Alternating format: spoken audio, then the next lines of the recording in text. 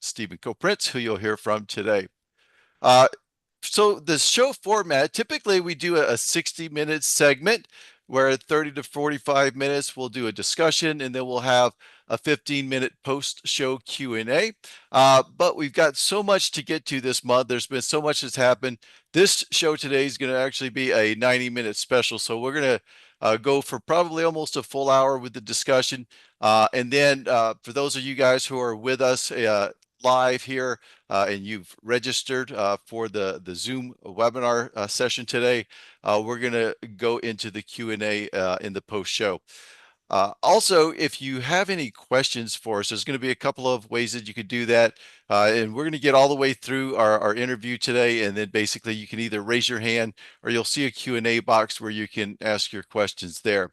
There's also going to be a chat box that we typically use that for if you're having any technical difficulties. So we do ask, if you want to have your question read and answered on the show today, please post that to the Q&A box.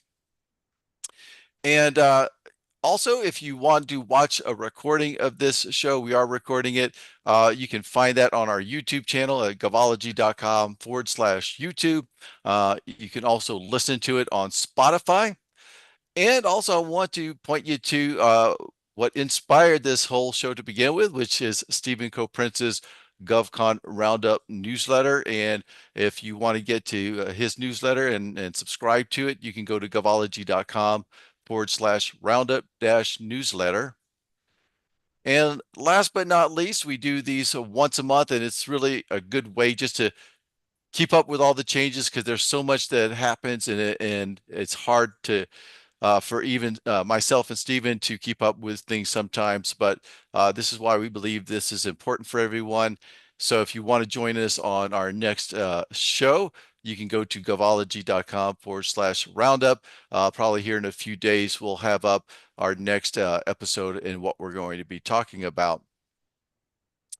Last but not least, a quick legal disclaimer that this information shared during our GovCon Roundup live show, including the Q&A session, is for general information purposes only, and it does not constitute legal advice. Viewers should not act upon this information without seeking professional counsel. So with that, we're going to go ahead and get started in just a second.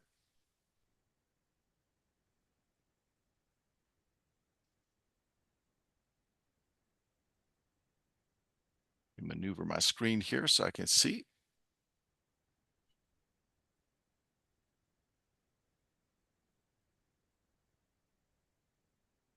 All right. Hello, everyone, and welcome to another episode of GovCon Roundup Live. My name is Carol Bernard, the co-founder and CEO here at govology.com, and I'm joined by my friend and Govology legal analyst and GovCon expert, Mr. Stephen Kopritz. How you doing today, Stephen?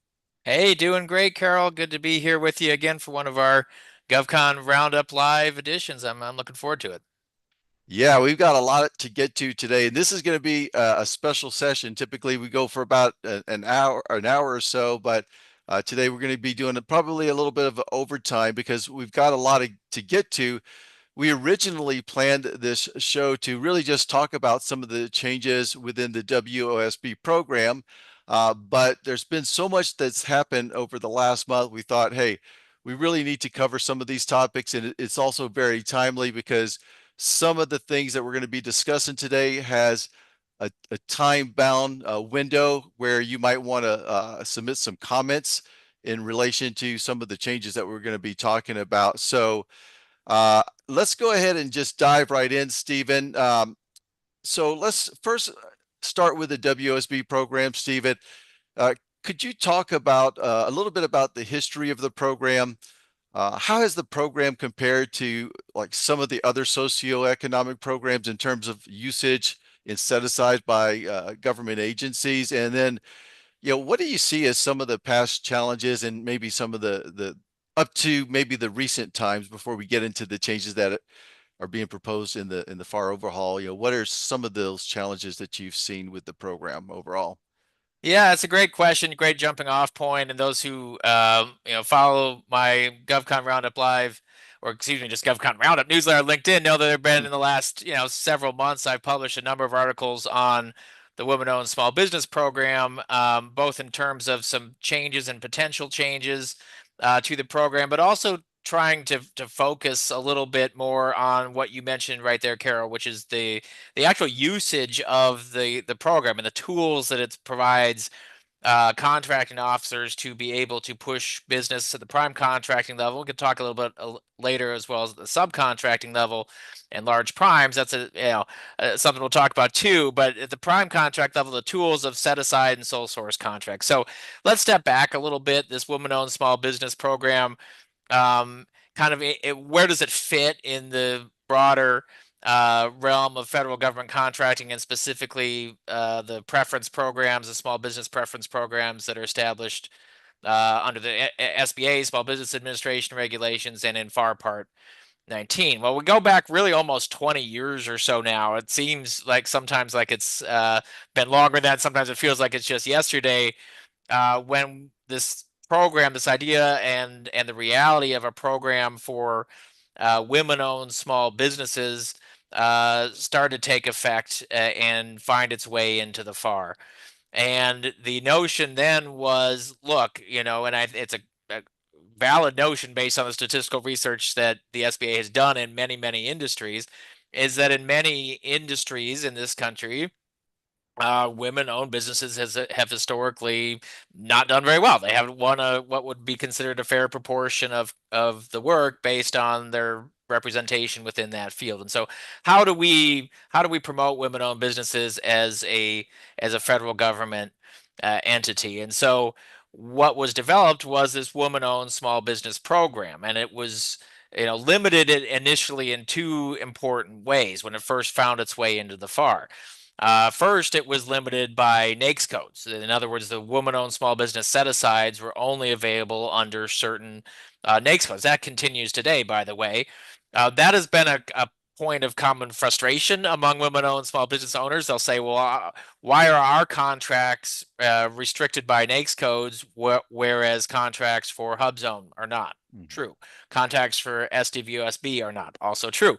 Why was it contracts for 8A are not restricted by NAICS codes? Well, why women-owned small business contracts have that restriction? The answer, though, is that it's a constitutional question. Is that in order to draw a gender-based distinction in the law, you have to, and this is not the constitutional law phrase, you have to have darn good reason to do it. That's not what the lawyers would say at the Supreme Court, right, or the judges. But you have to have really good reason. You have to have support for that. You have to have evidence for it. And so SBA's mindset since this program took off was always, we're going to make these set aside contracts available only in the NAICS codes for which we have gathered enough evidence that we are confident we could survive a legal challenge to drawing gender-based lines in the sand. And that actually, I think, as we move forward 20 years, is probably pretty important now when we're seeing these sorts of legal challenges to the program. So limits by NAICS codes, and that's always been a limit. Over the years, those NAICS codes, though, have expanded because SBA didn't just stop with the research it did when that program first went online. It continued doing research. And remember, there are hundreds of NAICS codes on industry after industry after industry, and slowly expanding the universe of contracts that are available for women-owned small businesses. So, but that's one way that program was limited from the get-go. Second way the program was limited from the get-go was that the only tool available to contracting officers to push business to women-owned small businesses, WOSBs, was set-aside contracts. There was no opportunity for sole source contracts to WSBs. That changed maybe 9, 10 years ago. There was a statute passed to allow sole sourcing to WSBs, and so that eventually was put into the FAR as well. The sole source component of the program looks pretty identical to what you see for HubZone and SDVOSB, Service Disabled Veteran Owned Small Business, but is not as powerful as you see for the 8A. And then the final challenge that the program had when it started, and I think it proved to be a challenge that we're going to still be talking about today, was that the program wasn't really sure whether we wanted certification of WSBs or self-certification. And so the program initially started with the option for companies to either self-certify that they were WSB with a sort of what I call trust but verify system, where if you self-certified and won a contract, then the government was supposed to check your documents at that point. Or you could pay money and get certified by a nonprofit agency that was contracted by the SBA to provide the certifications. Well, it's not surprising that most folks chose not to pay the money and go through that upfront process and self-certified. What happened though is that when studies were done on self-certified WSBs, the SBA about 10 years ago did a study and found maybe 35% that had that self-certification didn't actually qualify. The NASA Inspector General took a look at contracts that it had awarded, a sample set of contracts that it had awarded. This was also about 10, 11 years ago, and found that of those contracts in which someone had checked the WSB box, about 40% or so, those companies probably weren't eligible either. They had things like the CEO was the woman's husband, was a man that's holding the highest officer position. So what that did, I think, it posed a further challenge to the program in that it undermined confidence in the program. The contracting officers were not confident that a self-certified WSB actually met the criteria. And so when you add together the NAICS code limitations, you add together the lack of the sole source component, you add in this lack of confidence in the program, I think those things together really sort of hampered the program moving forward, even though those things have been sort of being sort of corrected slowly over time. In 2020, we got formal certification at the prime contracting level. The NAICS codes have expanded. The sole source authority was added, but you have a program that started in not really a great place and is still trying to, I think, in some level to emerge from that place. And that's where we find ourselves today. Yeah, very interesting. I kind of wonder why. I don't know if you have any insight on this, Stephen, but instead of making the program where there's these some NAICS codes you can set aside for WOSBs, some they're special for EDWSBs, the economically disadvantaged women-owned small businesses. Couldn't the SBA have made it a little bit easier just by, um, based upon the disparity that you mentioned, and a lot of this comes around by some of these studies. Wouldn't it be have been easier for them to just say, "Hey, uh, come into the 8A program and make the language of the 8A program a little bit broader to be able to help these WOSBs get into that business development program?" Yeah, that's one strategy that could have been considered for sure. And in fact, contrary to what some folks believe, it's always been possible for women to be admitted to 8A, but women as a class were not presumed socially Right. disadvantaged. And so women had to individually prove that they had experienced bias or discrimination based on their gender and that it had a substantial impact, a real life impact on their education, on their employment, on their Hmm. business success. And that was a burden that I helped a number of women, including many Caucasian women. And I say Caucasian because there was a mindset that Caucasians could never be in the 8A program. But I helped a number of Caucasian women pass that threshold and get into 8A. But it wasn't easy to do. And so yeah, that could have been an alternate approach. However, and again, I will preface this by saying I am a lawyer by trade. I'm not practicing right now. I was never a constitutional lawyer. I took constitutional law in law school and read the Constitution. That's about it. But as I do understand it, that if the SBA had adopted women as a presumed disadvantaged class under their rules, that might have been ultimately problematic when those court challenges came out. And some of you who are familiar with how this has played out in Yeah. the last few years may remember this Ultima case in which that presumption of social disadvantage was, and the 8A program was wiped out entirely. There was just another case in the Department of Transportation's disadvantaged business entity DBE program. Same result. That program did include women as a presumed disadvantaged class, and that presumption was wiped out all because really goes back to there was not enough foundational evidence to prove that you could draw racial or gender lines in the sand, which you have to have. It's a high burden to meet. It's not illegal necessarily to make laws that have those distinctions, but you have to meet a high burden. And so I think the way the SBA did it with the NAICS codes, which was very frustrating, But I think that now that we're seeing these core challenges, they've put that program in a better footing to survive because they have Hmm. the backup documentation to say, yeah, we've drawn a gender-based line here. We have, but here's why. Here's the evidence that supports us doing that.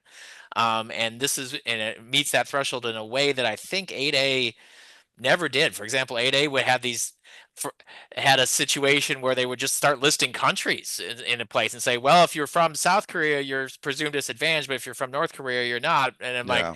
all right, we don't have a lot of North Koreans running around this country, but I have a hard time believing they're not experiencing the same level of bias that a South Korean would. I mean, just things like that. So yeah, it's a frustrating situation, but I think they foresaw, the founders of this program, that there may be Yeah. court challenges and did what they could to bolster the case and to keep that program alive. And I would venture to guess that that is one of the reasons why that program is still on Yeah. solid footing right now.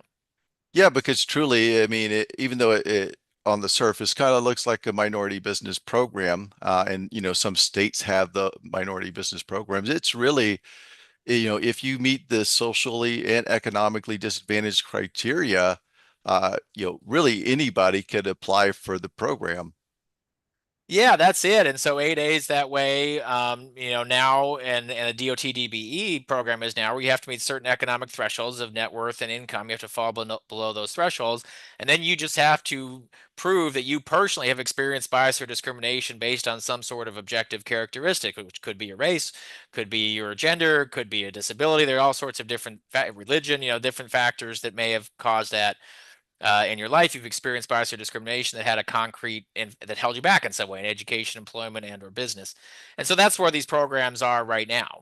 That's what you know it has been kind of decided after these court cases to make sure that we really are um, using these programs to find folks who have not had a level playing field and get them to a place where they are on a level playing field. Yeah. Very powerful, and I think that we're going to talk when we get towards the third segment of this. We're going to be talking more about the 8A program and is it still going to have the power that it once had? So we'll get to that. But in terms of like the recent changes that have happened with regards to WOSBs, and you talked about the three challenges it's historically been there: the limited by NAICS code, set aside contracts, and also not as powerful for the sole source advantage that you can get with the 8A program. Um, what changes have you seen most recently? And do you see the changes as positive, more challenging, or maybe just kind of neutral? Yeah, and let me preface this. I want to talk changes, but I also want to talk some numbers because I think the numbers are important here in terms of understanding the challenges that this program has. So those of you who are familiar with the SBA's goals, annual goals, and their statutory goals for 23% of prime contracting dollars to small businesses, for example, the prime contracting goal for women-owned small business since this program was created has been 5%, 5% of prime contracting dollars, which sounds pretty good. And the actual achievement last year was about 4.97%. The fiscal year 20, not the last year, but really it's fiscal year 24 now, which is 2 fiscal years ago from the current one. But that's the latest for which we have finalized data from SBA. It was 4.97%, which is awfully close to that goal. Unfortunately, they've only met the 5% goal once out of 20 years, which is not great. But still, that doesn't sound so bad. However, the tools, how often are those woman-owned small business tools being used, the set aside and sole source contracts? It's shockingly low. In fiscal year 2024, woman-owned small business set-aside contracts only accounted for 0.35% of federal prime contract spending. 0.35% of federal contract spending was spent through woman-owned small business set-aside contracts. Women-owned sole source contracts, WSB sole source contracts, 0.02%. Hmm. 0.02% of prime contracting dollars were awarded through sole source contracts for WOSB. And so what does that tell you? How is the government getting to 4.97%, by the way? How is it getting there? It is getting there primarily not through using the actual tools that exist to push business to WOSBs, but through double counting awards that are made under other vehicles. And so Hmm. if the government awards a small business set aside contract and the awardee happens to have self-certified in SAM as a WOSB, then the government counts those dollars toward WOSB 5% goal. If they award an 8A contract and the awardee is WSB, counts toward, and Hmm. that's how the vast majority of that 5% goal is being met. Now, some might say, who cares how they're getting work to those companies? The issue is, though, that outside the WSB sole source and set aside context, the government is allowed to count dollars awarded to self-certified women-owned small businesses. Remember how I mentioned in 2020 we eliminated self-certification? Sort of. Self-certification was only eliminated for eligibility for WSB set-aside and sole source contracts. However, the government is still allowed to count toward its prime contracting goals self-certified women-owned small businesses who are awarded under other vehicles, like the small business set aside contracts. And what we know from historical audits that have been done by GAO, NASA, IG, is that a good percent, a large percent, 30 to 40% perhaps, of self certified WSBs don't actually qualify. And that's, in my view, not even mostly because of fraud, but because they don't understand the rules. They haven't done their due diligence. They don't understand the control requirements, things that are not just the woman's ownership. And so what we've got is a setup in which I would venture to guess that of the 4.97%, some probably more than 1%, maybe 2%, who knows, but some half of that number, a third of that number is going to ineligible companies. And that's the problem that we face right now. Is the government's counting a lot of self-certified companies toward its WSB goals. Large primes are also doing it, or other than small primes, because large prime contractors that operate under subcontracting plans, small business subcontracting plans, also can count self-certified WSBs toward their prime contracting goals.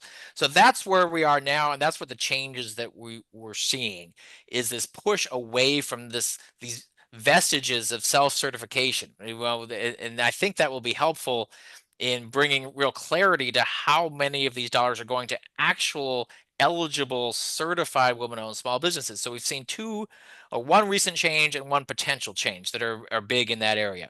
So the FAR overhaul, we're going to talk about the overhaul of FAR Part 19, the revolutionary FAR overhaul, or RFO as it's called, because everything has an acronym in government contracts. What it did with very little fanfare, and I've got an article I just published a couple days ago on this on my GovCon Roundup LinkedIn newsletter, is it eliminated the ability of large primes, or other than small primes, excuse me, because it's anyone who's not a small business, operating under subcontracting plans to count self-certified WSBs toward the WSB subcontracting plan goal. And so these prime contractors now can only count, moving forward under FAR Part 19, certified women-owned small businesses toward subcontracting plan goals. And that's a change that was made in the revolutionary FAR overhaul revision of FAR Part 19. It's not yet been confirmed in the SBA's regulations, so there's a little conflict there right now. But the FAR Part 19 now says that only certified women-owned small businesses can count toward a prime's subcontracting goals. And there's also a piece of legislation that has been passed by the House of Representatives. It's called the WSB Accountability Act of 2025. What that bill does, and it was passed unanimously out of the Small Business Committee in the House, which in today's political climate, anything that can pass unanimously from a committee, you got like, wow, we got members of both parties agreeing on something. It passed, I think it's 25-0 out of the House Small Business Committee, passed the full House on a voice vote, which means that basically nobody stood up and objected and said we need to have a full vote on this, because there's not that kind of anybody who felt strongly enough to do that.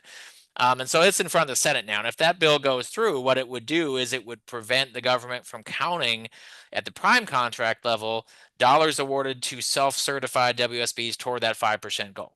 And so I think that that bill, what it's really designed to do is take away that incentive for contracting officers and agencies to say, we don't need to use the tools that are in the FAR. We don't need to use the WSB set-asides. We don't need to use the WSB sole sources, because we're going to get most of the way, if not all the way, to that 5% just by randomly awarding 8A contracts and small business set-aside contracts, and then just some number of those companies will check the box and SAM for WSB, and we'll just count all those, and so we don't need to worry about using that tool. And I think that there's some of that going on right now, even if it's at the subconscious level, where that WSB's tools, the set-aside and sole source contracts, are being de-emphasized because the agencies are getting most of the way to 5% by counting self-certified or certified, but mostly self-certified, I imagine, WSBs who are awarded contracts under other vehicles and getting to the 5% that way. Yeah. A lot of interesting things there, lots to take in. And I know we're probably going to talk some more about this when we get to some of the changes within the revolutionary FAR overhaul, FAR Part 19, because there's been, some order of precedence. Um, and because we've got a lot to get to, we're going to start to shift it a little bit. But, and again, for those of you guys who are with us, please feel free to ask the questions that you've got. But the last thing is, for the WOSBs that are, listening in today, wondering kind of what the future holds in store for them. I guess, uh, what advice would you give them to look forward to? Is there any optimism on, these new changes? I mean, you really, the one of the big things that you hit on is that they're just really both in the subcontracts and in the direct contracts. So you're going to be looking to really, if they're going to count an award to a WSB, they're going to be a certified WSB, which the dismal numbers that you basically just mentioned before, uh, even those could be skewed from people that actually don't meet the certification when the self-certification option is there.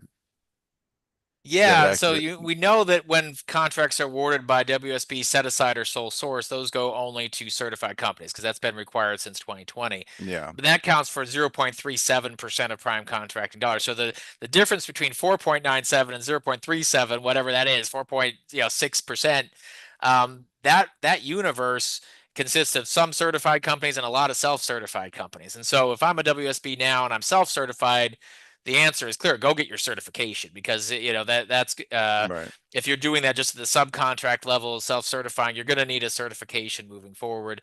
If you're a WSB at the prime contract level who's certified, I'm hopeful that if we can get this WSB Accountability Act passed, it will remove that disincentive to use the WSB set aside and sole source tools because contracting officers will no longer be able to rely on getting those self-certified folks who are checking that box when they award a small business set aside or whatever. It's going to be only certified companies.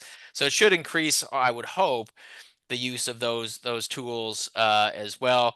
If you're, it's always worth looking into 8A. You mentioned that earlier, Carol. 8A just is a more powerful sole source preference Mhm. by the way that preference is structured, and so it's not just that whether a program has a sole source preference, it's how that preference is structured. And if you think that, hey, I see like a lot more 8A sole source awards than WSB, you're not wrong. I ran the math on the back of the envelope math, and my conclusion on fiscal year 2024 is that uh, 8A sole sources were 115 times more dollars went through those vehicles than through WSB sole sources. So if you were looking for sole source contracts right now, getting your 8A is the way to go. The final thing I would say as a woman-owned small business is at this point, and I'm not hearing as much of this as I did a few months ago, but I'm still hearing it. I would not panic that this program is going away because one thing that I heard was from 8A, HubZone, woman-owned, especially even some SDVSB, although less, was that I'm worried that as part of this revolutionary fire overhaul process, my program is going to go away. Maybe it doesn't seem to fit with the current administration's priorities or whatever the case may be. That was never going to happen as part of the RFO because the Revolutionary Fire Overhaul folks are regulators, they're unelected officials. These are statutory programs that were passed by Congress. Regulators can't overturn a statute, they can't repeal a statute. These are programs that are in a federal code. And so it would take an act of Congress to eliminate woman-owned small business, for example, or eliminate 8A, or change the goal from 5% to 2%, or whatever folks are concerned about. Those are all statutory things. And so I've seen nothing on Capitol Hill that gives me any heartburn that Congress is considering eliminating or severely curtailing this program. In fact, maybe it's a little too much reading into the tea leaves, but the fact that we have a bill that comes out of the House of Representatives, which is Republican controlled, is generally supportive of the president's agenda right now.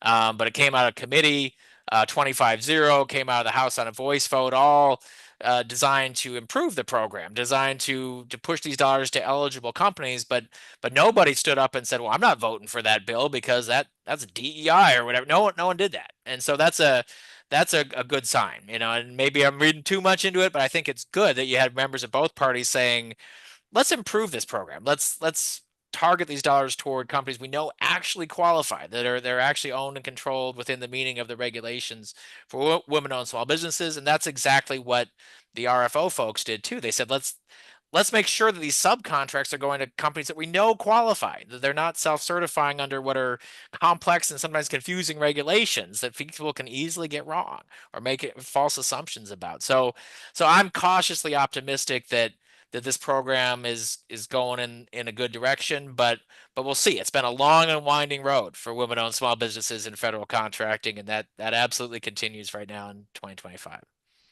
Yeah, and before we shift to the next segment here, one bit of advice that I would give, which we talk about a lot in our trainings here at Govology, and not just me, but other presenters talk about it, is just you know whether you're a WOSB or you have any of the other small business certifications out there, don't just rely on building your business based upon those certifications. I see a lot of contractors like do that. They're like, well, we're only going to look at WSB set asides, work on building your value so that you can be competitive across the board, really, because you're going to see a lot more small business set asides. And we'll talk about maybe how the FAR overhaul is going to have even more small business set asides above maybe some of the socioeconomic set asides.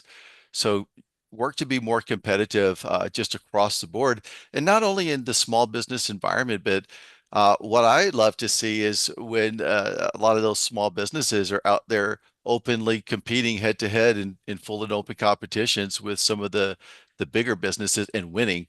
And I think that we're going to see in the future, because of what AI is enabling us to do, which we could never do before as small businesses in terms of just capacity and affordability.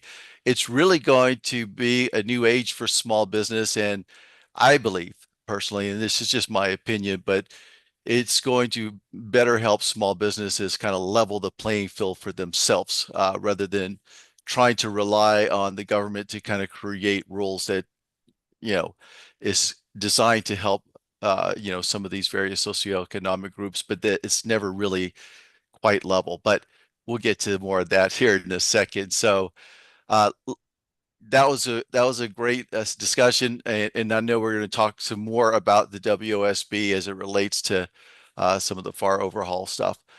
Let's get to the threshold changes. So, by the way, uh, happy New Year for federal fiscal year 2026. And so, as of October 1st was the new federal fiscal year, and we had some changes to the procurement thresholds. Can you talk about those changes? And that's not necessarily related to FAR overhaul. That's just part of their adjustment that happens every 5 years, correct?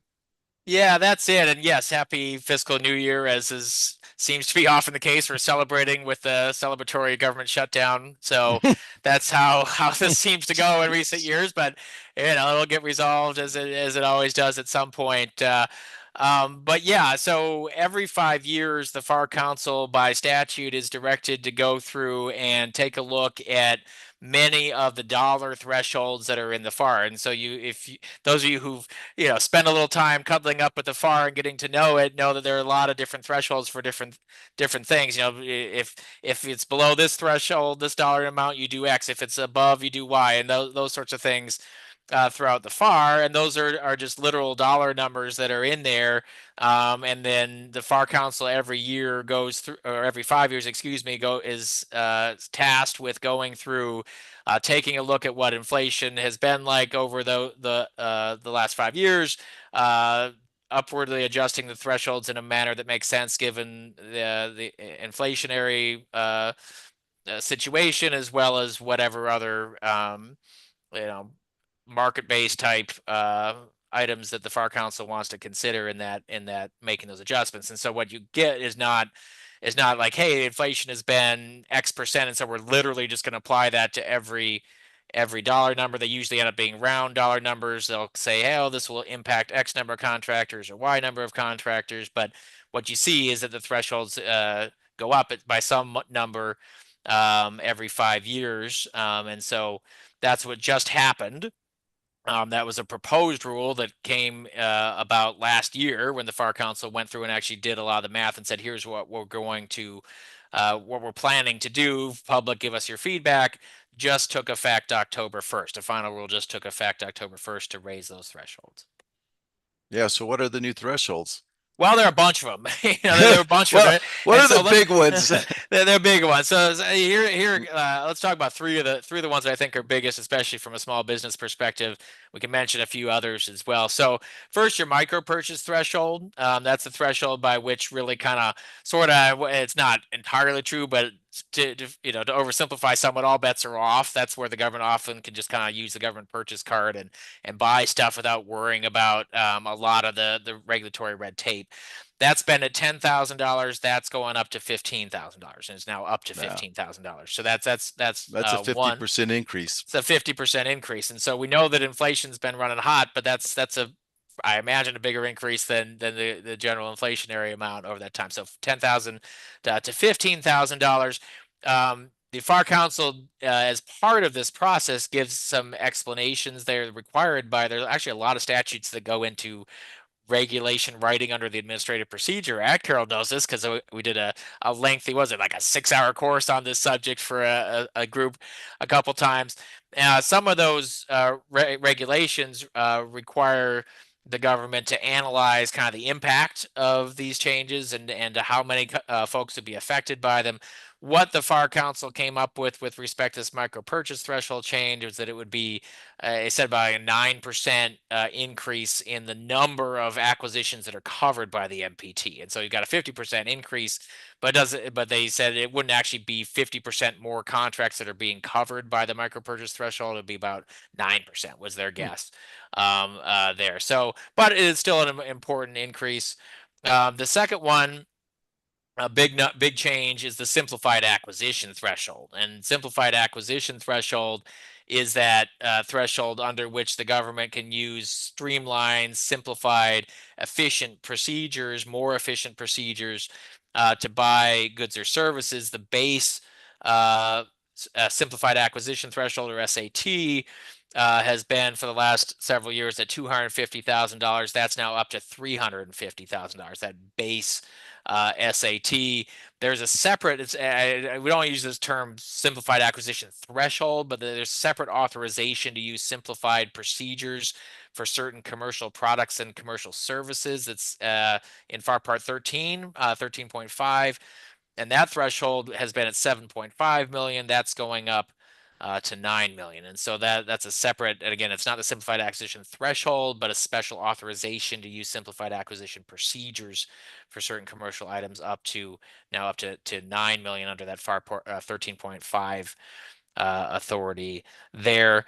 The last one I want to mention, and we can talk about a few of the others if you want to. There's a bunch of them, and some of them you're gonna be like, I didn't even know that was a thing in Yeah. the FAR, because there's so many of these that are discussed in this FAR change, the final rule that came out. But the last one I want to mention ties back to where we talked about subcontracting plans and talked about how moving forward, other than small primes who are operating under subcontracting plans, according to now the new revised RFO, Revolutionary Fire Overhaul version of FAR 19, are going to have to find certified women-owned small businesses as opposed to certified or self-certified. But who has to adopt a small business subcontracting plan? Well, you have to be other than small. You can't be a small business. So someone who exceeds the size standard that's associated with that acquisition. And for many years, the threshold has been, and the acquisition has to exceed $750,000 before you're required to do the extra work of putting together a subcontracting plan. Now that threshold is going up to $900,000. So there are going to be fewer acquisitions, at least a little bit fewer number of acquisitions. They're going to be subject to the simplified, or excuse me, to the threshold for other than small business to put together a small business subcontracting plan. On the construction side, That requirement has been 1.5 million, double the 750. That is now going up to 2 million. So construction only over 2 million would the prime that's not a small business have to do a subcontracting plan starting October 1st. Yeah. So just to recap, so we got a 50% increase on the micro purchase threshold. And then effectively, it seems like it's about a 40% increase, if my math is correct, on, I'm sorry, the 50% increase micro purchase and the 40% increase on the simplified acquisition threshold. But what's important about that is that between the 15,000 and the 350,000 is where by the far, which we were worried about they might take out, and could talk about that in the FAR overhaul might be a good segue into it. But there was some discussion that the rule of two would go away within that specific threshold and within the set asides. Could you talk about that rule of two and where it fits within both that simplified acquisition threshold between now the 15K to the 350K within that, and then also what about above that?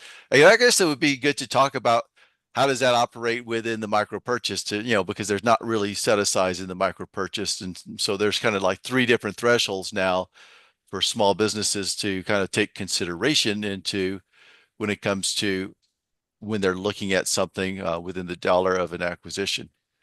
Yeah, and so yeah, first thing first, micro purchase threshold. Some small businesses will like that. They want the government to be able to kind of, they may have a relationship already just based on their business, and they know the government can, plunk down that purchase card or whatever and buy from them. But there are no small business preferences below the MPT. They can buy Right. from a large business too, and Yeah. there's no small business preferences below that. So depending on your position as a small business, that increase may be good, bad, or doesn't matter. But I can't universally say that's a good thing for small business because you've actually increased by 50% uh, the uh, the floor for what's called the rule of two. So the rule of two is really the foundational kind of it's the centerpiece. It's the foundational centerpiece of uh, how the government prioritizes small business contracting. And I think really everything the government does other than that, which include all our ADA, our SBA type programs and such, really flows in some part from the rule of two. And so the rule of two is a rule that essentially says that when it applies, and we'll talk about when it applies in a second, but when it applies, and I'm oversimplifying just a little bit, but when it applies, that if the contracting officer has a reasonable expectation of receiving two or more offers, this is based on market research, two or more offers from qualified, capable small businesses capable of doing the work at fair market prices, then the contracting officer either has to set aside that work for small businesses, do a small business set aside, or do something that's essentially a subspecies of small business award, such as an 8A set aside or sole source, such as woman owned, etc. That's basically a summary of what the rule of two says. When does the rule of two apply? Obviously a really key consideration and something we can talk a bit about more with this revolutionary fire overhaul when we get to that.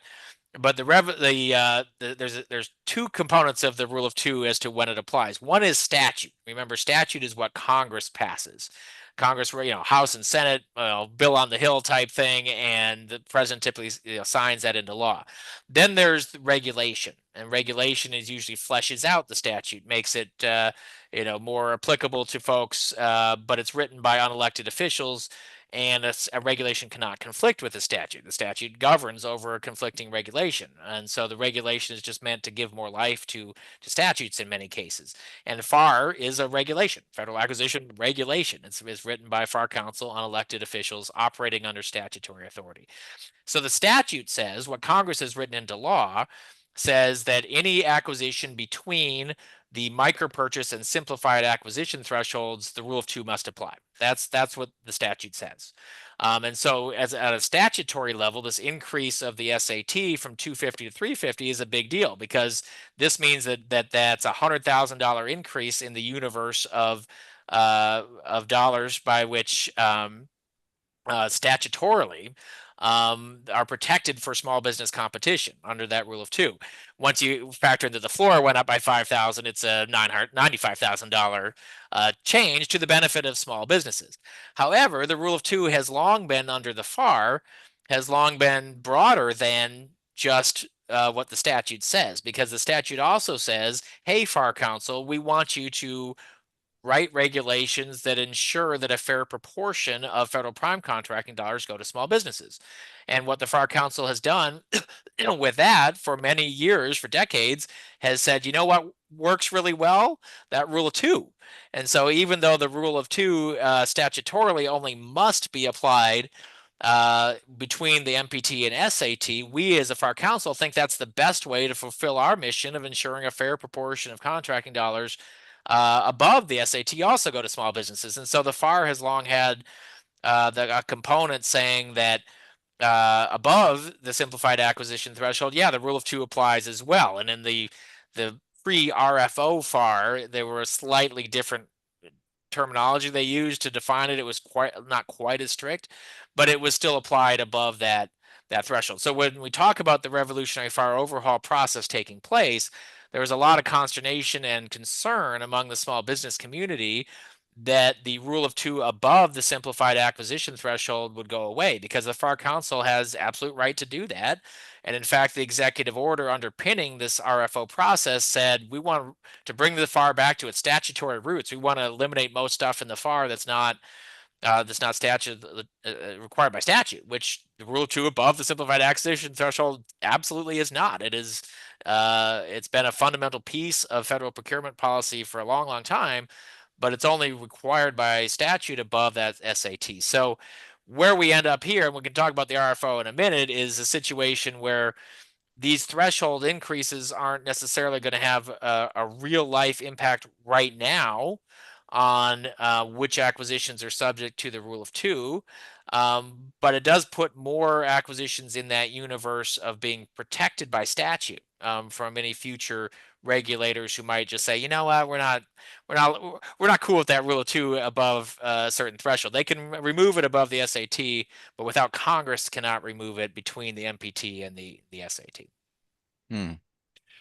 Yeah, fascinating, right? So, just to recap this segment on the updates, I see this as as a positive in one way. I mean, you've got an increase from 10,000 to 15,000 in the micro purchase threshold, which I talk to a lot of small businesses about, I think a lot of small businesses kind of overlook the opportunity to participate there. And we know that those typically don't get posted to sam.gov. So the benefit of that is that if you're using a sales process that might have worked for you to reach out to your commercial clients, uh, and if it's under that micro purchase threshold, if you use that same process to reach out and touch someone, you'll be able to potentially get a direct award. No competition is required, even though small business set asides aren't required within the micro purchase world.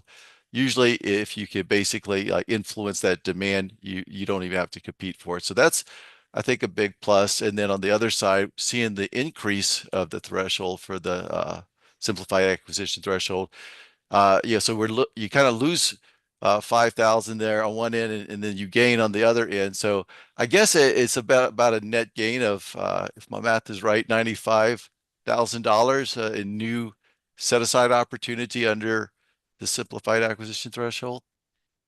Yeah, that's about it. Yeah, so that Yeah. simplified acquisition threshold now, instead of ranging from 10 to 250, is between 15 and 350, which for a lot of small businesses, those are great contracts to go after. They're easier often to get involved in.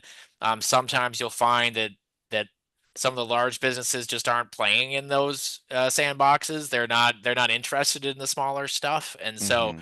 even if it's not being set aside, you just may not find as many large businesses that are as interested in it. So a lot of small businesses do really well, especially when they're starting out. But even after that, it's in getting a lot of these simplified acquisitions and The idea is it's more streamlined and efficient from the government side, but also from the contractor side. There's less you should have to do in terms of paperwork to win and perform one of those. At least that's the idea. So it can definitely be a win for small businesses, especially those that are starting out, or those that are saying, you know what, we're gonna diversify from just going after some of the big, 10, $20 million contracts. Let's also get a portfolio of several simplified acquisitions going on at once too. And so that's another strategy that I've seen some contractors use. Yeah, awesome. All right, we'll shift to our last segment here, and this is a big one, which is the revolutionary FAR overhaul that's been underway, and we've been, already referencing it quite a bit up to this point. But for those that might not be fully up to speed with exactly like what is this revolutionary FAR overhaul, can you give a little bit of the context on really what's happening here? And in particular, why have like so many small businesses as well as small business advocates really been eager to look at what's being proposed now here in this FAR Part 19 overhaul?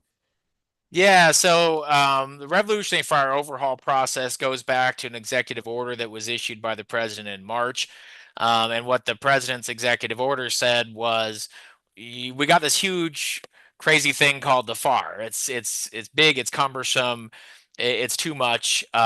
We want to simplify it. We want to make it leaner, meaner, more efficient, work better for everybody, contracting officials and contractors alike, make it more readable, more user friendly, or eliminate duplication, and as I mentioned earlier, eliminate some things that are not actually required by the underlying statute.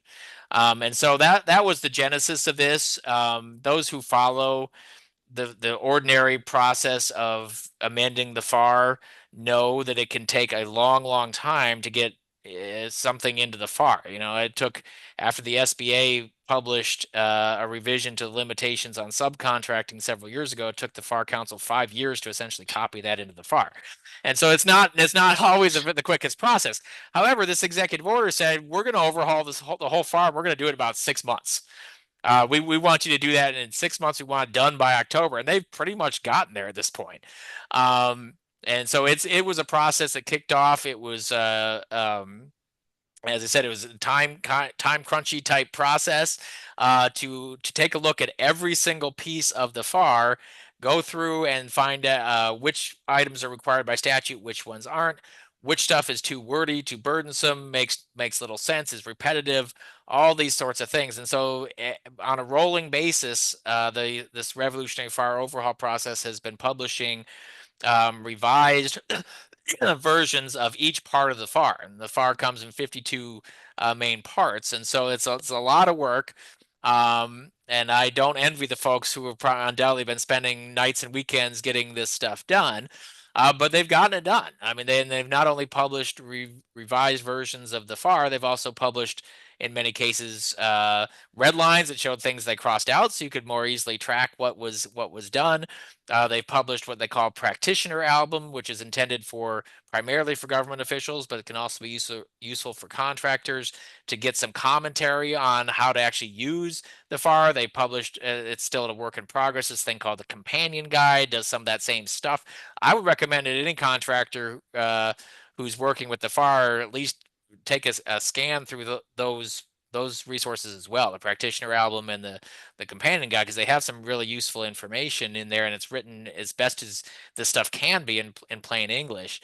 And so that process has been moving along. Um, it's important to know that that this is not necessarily the final version of the revised parts of the FAR. How it's working is that these regulators are making these revisions to the FAR.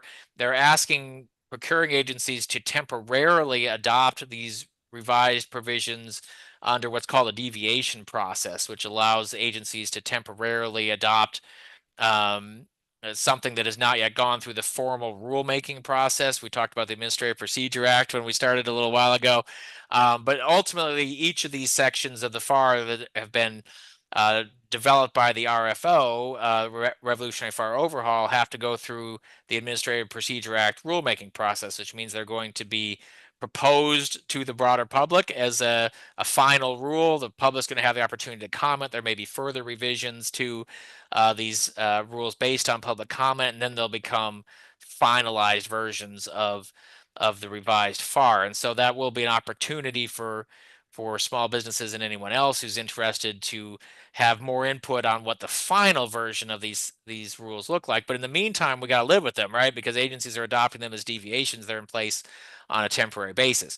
FAR Part 19 is the part of the FAR that governs small business programs. And so, as a small business advocate myself, former small business owner, someone who's worked with hundreds and hundreds of small businesses, it was probably the part of the FAR that I was most eager and a little bit nervous to see what was going to be done with it, because there are pieces that I knew when people said, no, they're going to wipe out woman-owned small business, they're going to wipe out 8A. I was like, no, that would be illegal. Like, they're not going to do that, and they didn't. But there were other pieces where there were some concerns, particularly with respect to that rule of two we talked about. Would the FAR eliminate the rule of two above the simplified acquisition threshold, which to me would have been an absolutely catastrophic event for small businesses? And so when FAR Part 19 came out, which is late, very late September, right before the government said we're out of here, peace, and shut down, that was the first thing I did. It was like scroll down and see what happened to that rule of two. Yeah. So this is confusing because is it typical, like, because you said that, okay, so there's been some changes that have been proposed, and we're only going to talk about RFO Bar Part 19 here today, by the way. But there's been changes that's been built into this. This has now been published. There's still a commentary period where people can make comments. It's not finalized, but the agencies are being asked to adopt these changes already. Is that normal? Uh, not to this extent. I mean, deviations are definitely part of the FAR. They've never, to my knowledge, at least since I've been working in this world, been used to essentially deviate the entire FAR. Is usually like, so, one piece that we wanted to change before, because this APA, Administrative Procedure Act process, takes a while. You got to publish a proposed rule in the Federal Register. You got to accept public comment. You got to do all sorts of various other statutory items that are required to be done in connection with studying who's going to be impacted by this rule, and all sorts of other things, which are intended to ensure that the public gets to comment, to ensure that the rulemaking is transparent, that it's fair, all these sorts of things. But deviations are intended to act more quickly. There's a need for a change, and so we're going to do it. We're going to do it temporarily. Think about it as where we are right now is, let's say that the CEO of an organization resigns and someone else is appointed as the interim CEO. That person has all the powers of the CEO, but they're not the CEO. They're just doing it on an interim basis, pending maybe being hired on a full-time basis. But being hired on a full-time basis is going to require a full-blown interview process by the board of Yeah. directors and all this other stuff. And so that's kind of where we are right now. Like, this is going to be the rule book for now, but it's an interim rule book. It's Hmm. there until that we go through the full process to finalize it. The comment period for this stuff is not open right now. It will be once it's published in the Federal Register. There'll be probably 60 days or so to comment on it. Like I said, I've never seen, and I don't, to my knowledge, has never happened, the deviation process be used for the entire FAR, which is where we are now.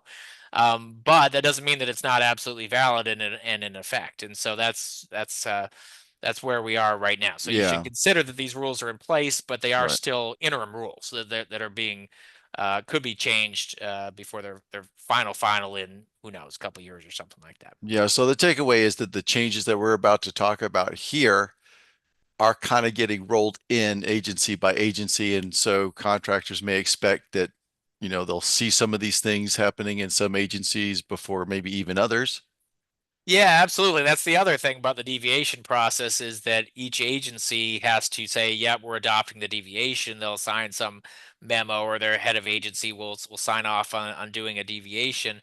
And so when you go to the Revolutionary Fire Overhaul site, for each revised part, there is a list of which agencies have adopted that part and what the date of adoption is, which can be very important, because depending on when that revised part was adopted, it may or may not apply to a particular solicitation, right? Or a particular contract. And so, yeah, there can be some confusion. Are we operating under old FAR, or are we operating under RFO FAR? And it can depend on literally the date in which the agency in question adopted the revised version of that part. And so if you have a part 19, let's say, and agency X has adopted it and agency Y has not, then agency X is now operating under revised part 19. Agency Y still is not. Yeah. And so we've seen that. And so you can go to the website and see who adopted it and when. I've done that to say, geez, is this agency adopt? GSA is adopting them the day they come out. They're busy writing them, and so if it's out, GSA has adopted it, but other agencies not necessarily. Yeah. It's so confusing, and I know that's why we a lot of us talk about just keeping a focus on the fundamentals. Just keep doing Yeah. what's good for your business in terms of just building Yeah. value and competition. Because honestly, it's probably for the normal contractors out there.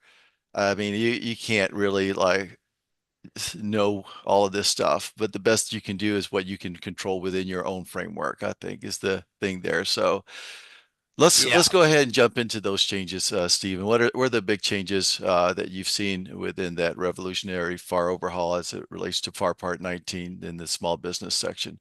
Yeah, and just to piggyback on your comment there, I think that's right. Keep focusing on your business and your fundamentals.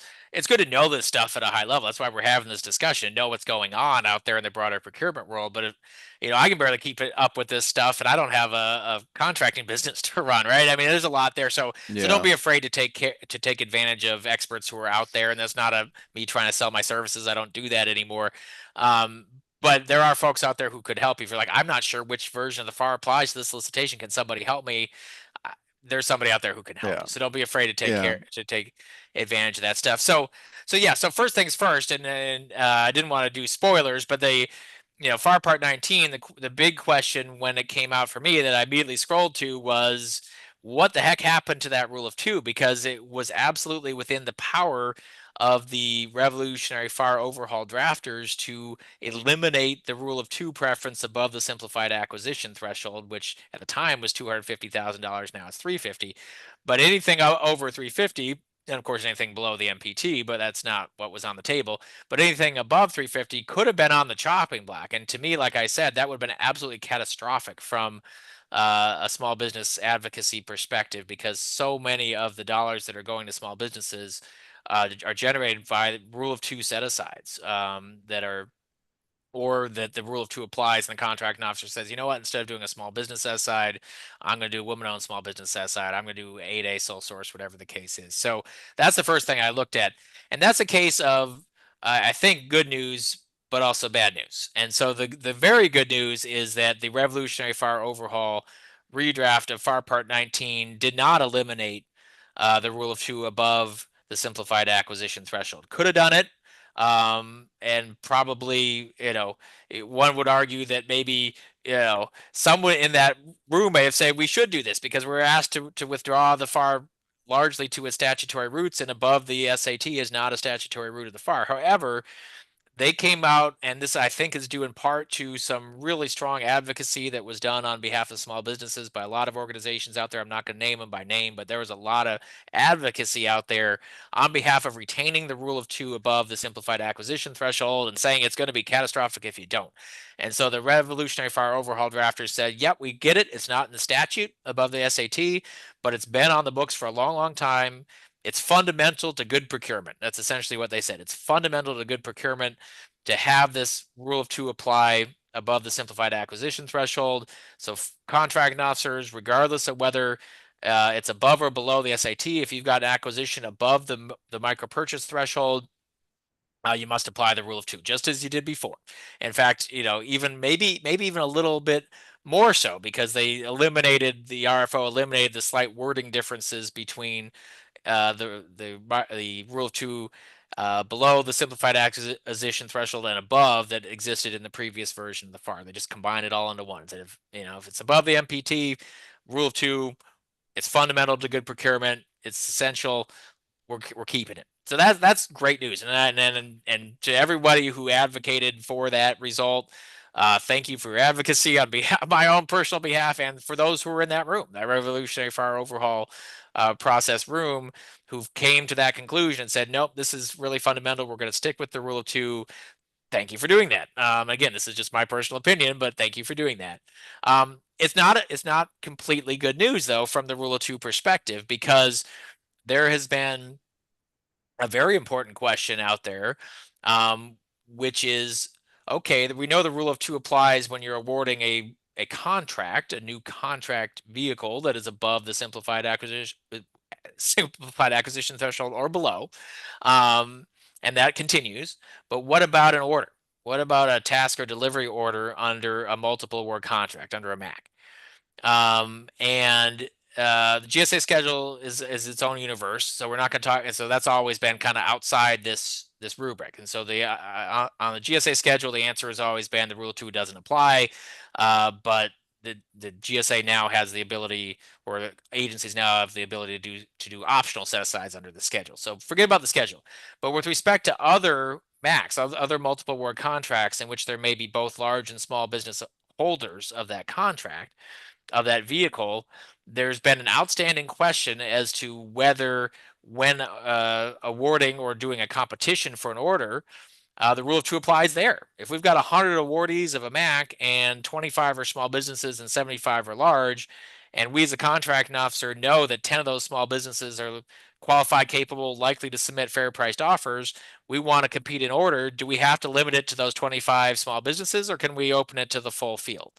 And what's happened is that the GAO and the Court of Federal Claims under the old FAR took different views. The GAO's view was that it was discretionary, that the contracting officer could do a set aside if he or she wanted, didn't have to.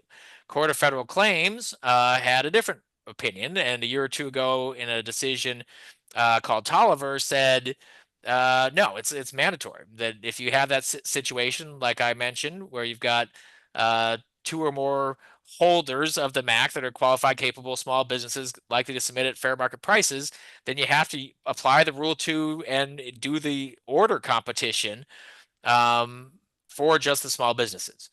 And the FAR didn't specifically say one way or the other. That was the thing, is that the GAO and the Court of Federal Claims reached different conclusions because the FAR was somewhat ambiguous on that point. And so the reasonable minds could disagree as to whether the rule of two was required at the order level or not.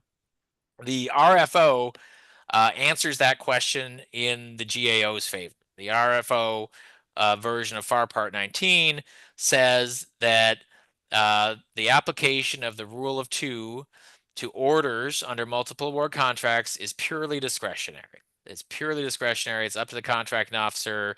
There is no rule of two for orders. And so that essentially overturns the Court of Federal Claims case that held otherwise. And they can do that because they've changed the underlying rules. The Court of Federal Claims said, yeah, it's sort of ambiguous what this rule says, but we're going to go back to this fundamental policy of supporting small businesses and say it applies to orders. But now the underlying rule has changed. Now the underlying rule says it's discretionary. And so that's the answer. And as you know, Carol, one of the other pushes we're seeing both in terms of the RFO outside of FAR Part 19, as well as just the priorities of the administration, is to push more work to best-in-class type vehicles, to multiple award Mm-hmm. vehicles, and that's all an efficiency thing. It reduces administrative burdens. I understand the reason for that. But as more work gets pushed to multiple award vehicles, that is more and more work that is now not subject to the rule of two. And any work that's being pushed to GSA schedule is already not subject to the rule of two. And so that's a loss for small businesses. That's a loss because you've got to win in that we preserve the status quo for the rule of two for standalone contracts, but we've got a loss in that we have now definitively answered the question, overturning a court decision as to whether the rule of two is applied at the order level. And the answer, according to the RFO, is no. And so that you come back with the good news, bad news situation from the rule of two part of the Yeah. of the FAR Part 19 overhaul. And I've got one more item I'll mention on that, but I'm going to kick it back to you for a second because it's separate from Rule 2. Yeah. So the rule of two is not required inside of the like GSA schedules, for example, right? But Correct. Correct. are the contracting officers still able to do it if they want to? Yeah, they can. So it's discretionary, and it would be under the will be is now under the revised FAR for other Macs as well. So they've essentially said the RFO FAR folks essentially said other Macs are going to be treated like a GSA schedule has been treated for a number of years now, which is that small business set asides are not required, but they're discretionary. And that's Yeah, the contracting officer, if they want to, because they're supposed to meet these different goals, right. 23% for small businesses, 5% for women owned, 5% for service disabled, and so on. If they want to do it, they can, but they don't have to. And so it's gone from the universe of under the court case mandatory set aside to discretionary set aside, not just for GSA schedule, but for all multiple award contracts. All right.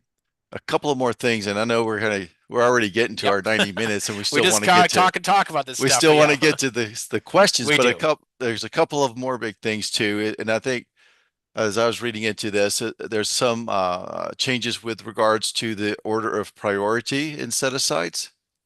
Yeah, and so what the revolutionary fire overhaul process has done, and there never was truly an order of priority so much as there was and not the way the VA has. And so if those of you who are familiar with VA know that VA has a very strict order of priority, and they go SDVOSB first, then VOSB, and then down the line to Hmm. other small businesses. The FAR, the old FAR Part 19s essentially said things like, um, a contracting officer should consider a hub zone contract before they consider using a small business set aside. They should consider an 8A.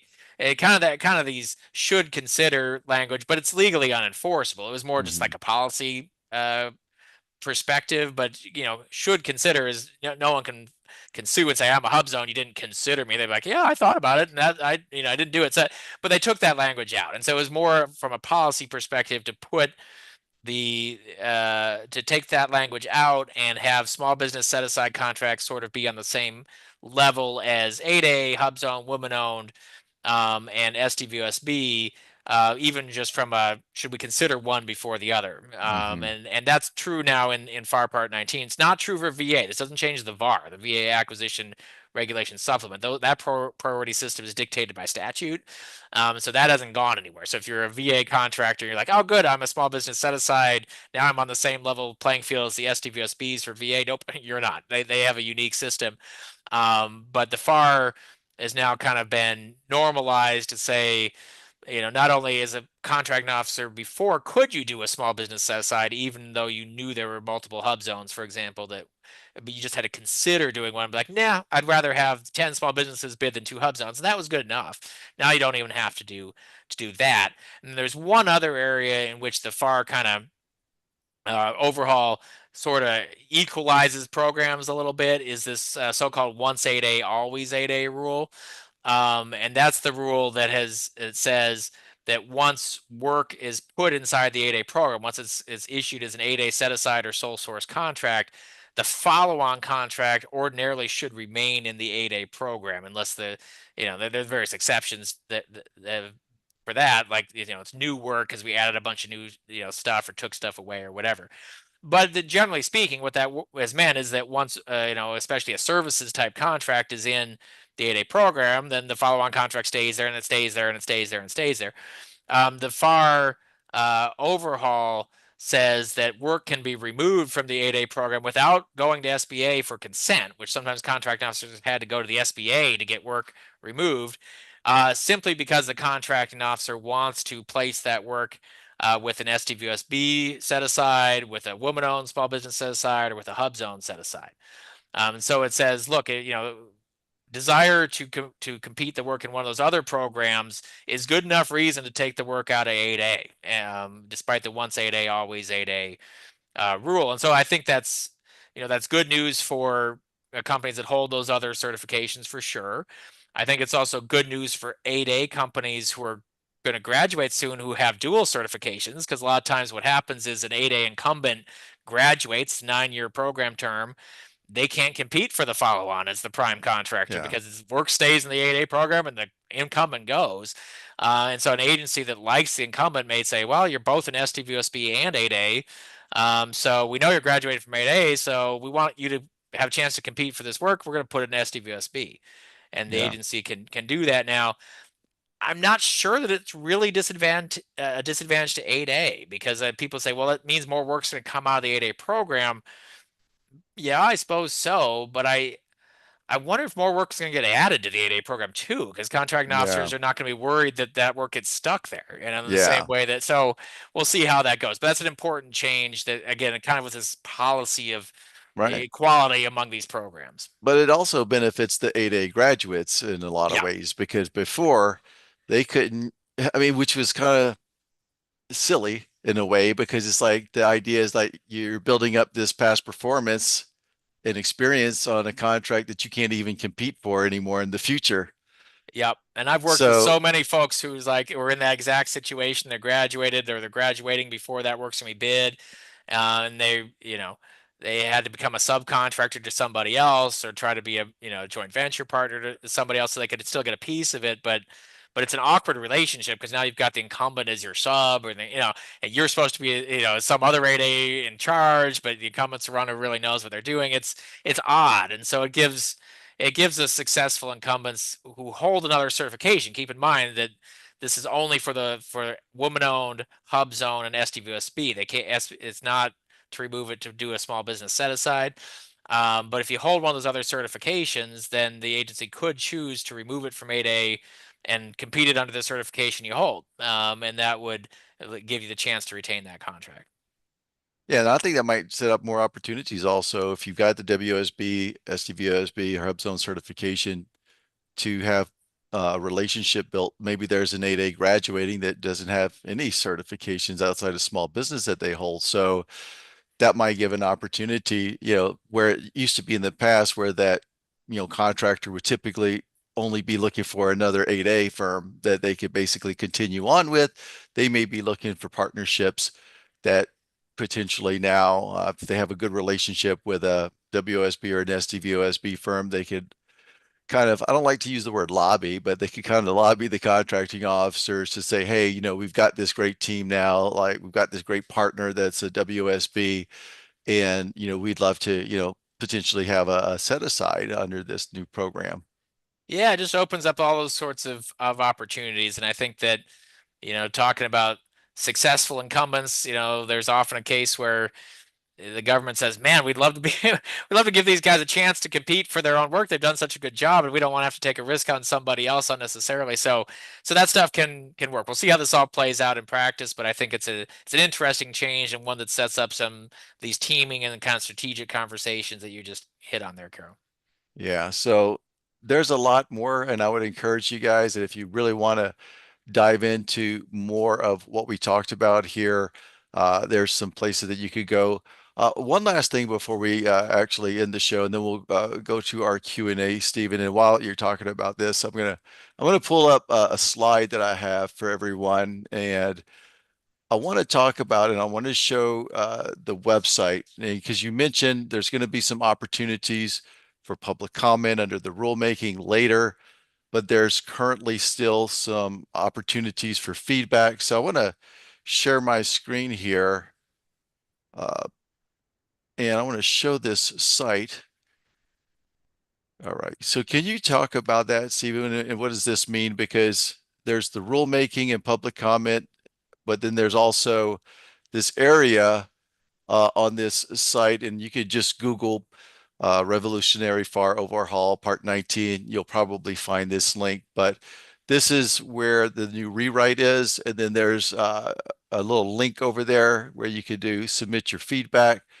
So talk about that feedback, and then also when might we see the feedback under the rulemaking process?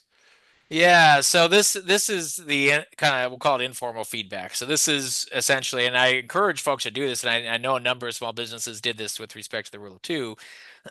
This is your chance to just reach out to GSA, to the FAR Council, and say, "Hey, here's what I think ought to be in this rule. Here's problems that I have with what you've already published, et cetera, so that they can have that sort of informal feedback in the back. And so you can see there are areas that need refinement. I've seen a few of these. I mean, again, and that's not to knock anybody over at the RFO or FAR Council. They've been doing a lot of work in a short period of time. There are bound to be areas that just, I'm like, it didn't make sense why they did it this way or that way.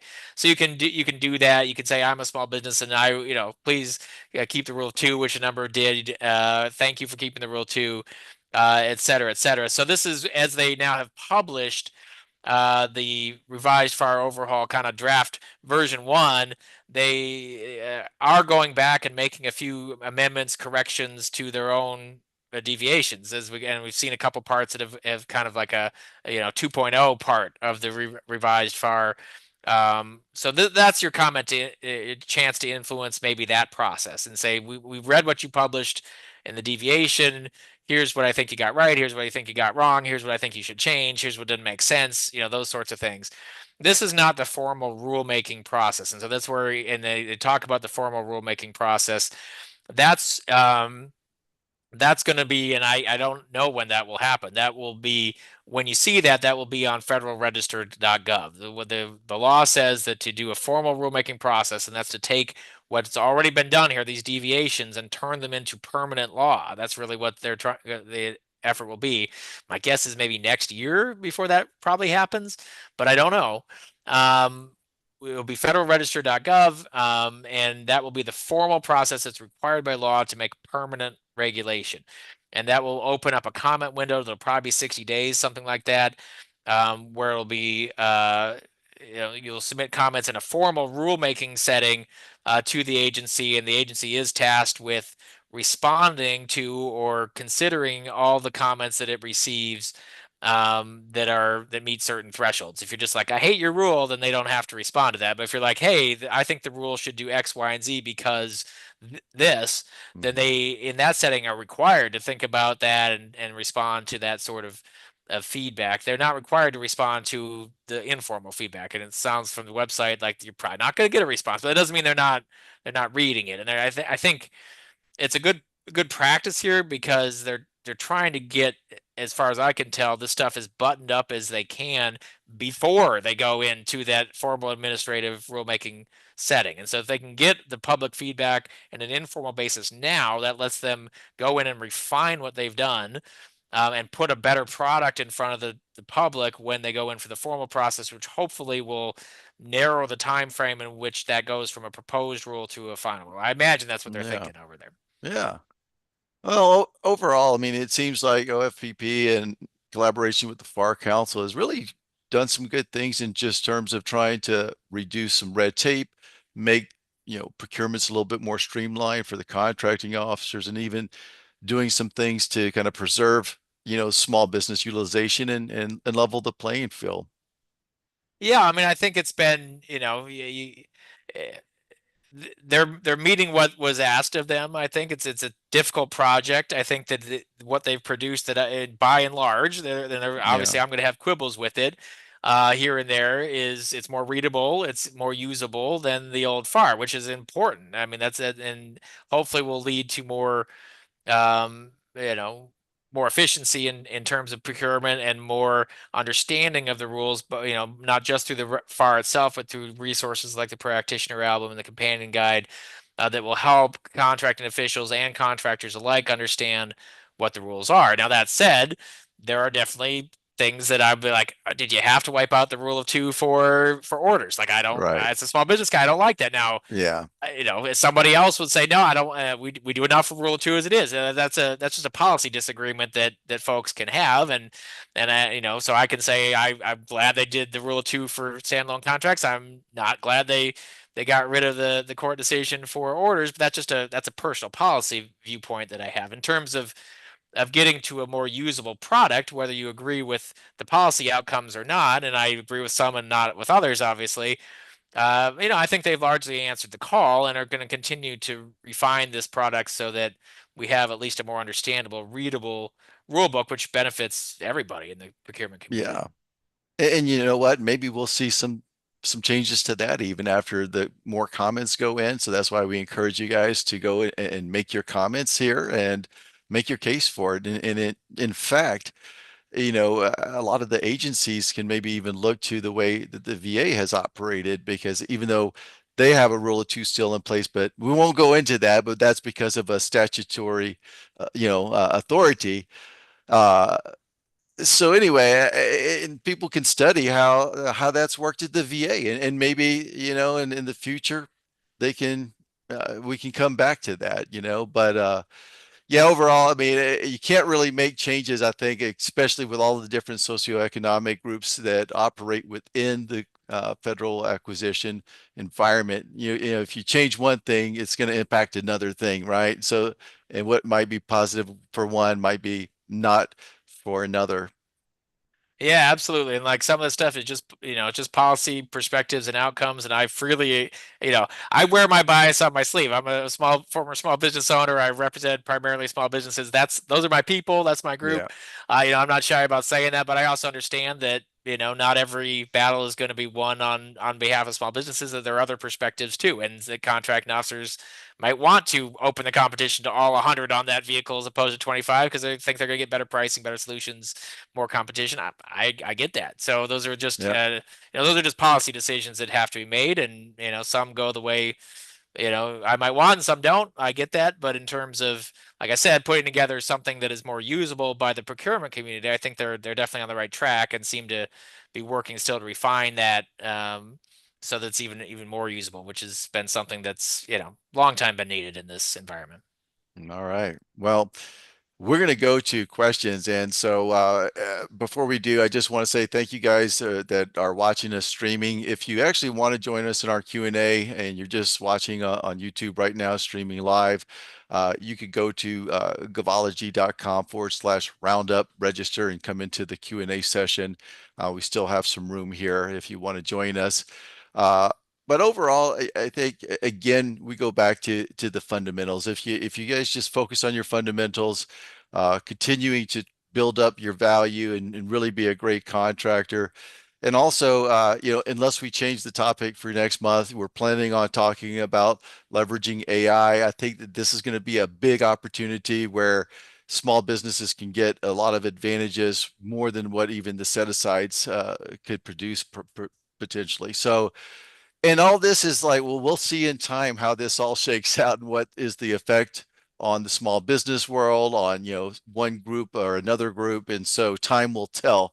But Stephen, thank you so much. This was a great session. We covered a lot of ground here. We couldn't get to it all, but we're going to continue talking about this. And so I encourage you guys to continue joining us once a month. And again, we'll have the new link for the registration on our next month episode of GovCon Roundup Live.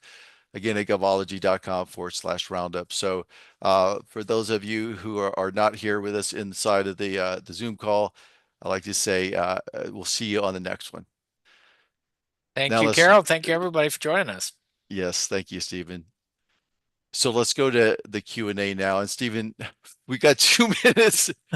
So I Well, just wanted to be mindful, like, we'll have to what is ask a few questions. You can go a little bit over, and then we'll right? have to maybe push some of those to the LinkedIn group. I don't want our own or my own really wordiness to get in the way of a few of these questions. Let's see if we can get a few of them knocked out here.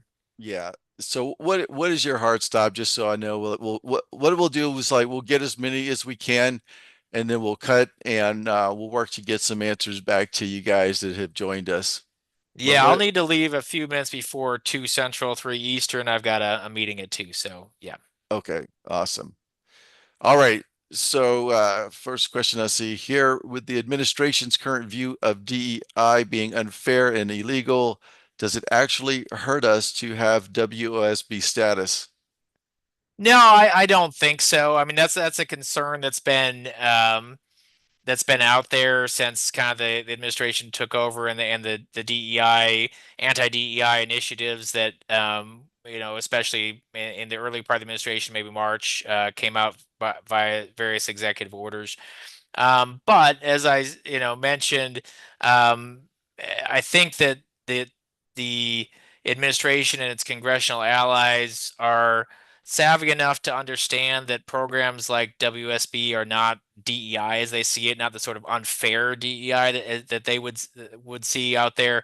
And that's why you see something like that WSB Accountability Act that was passed by the House go through 25-0 out of the committee that's controlled by Republicans, be passed by a House full House controlled by Republicans, Republican Speaker without objection. These are close allies of the president and the administration. They're anti-DEI for the most part, folks, and they don't see any problem at all with having a WSB program so long as the benefits flow to eligible WSBs. At least that's what my read of that vote is.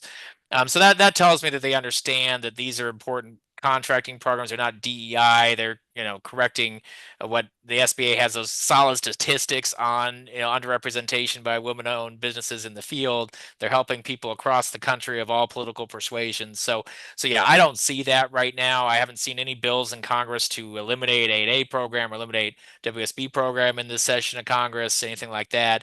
And I haven't heard any anecdotal evidence of folks saying no, I was going to get a contract, but then they saw I was a WSB and said no thanks. So that's not to say none of this stuff could ever happen or has happened to anybody, but I haven't heard it if it has, and I'm not aware of any initiatives to eliminate or curtail that program as things stand now, just to put it on a playing field where we're comfortable that the benefits are going to qualified eligible companies. All right. So we got a lot going on here with regards to WOSB. So I'm going to read several at one time, Steve. All So maybe right. we can kind of like hit them.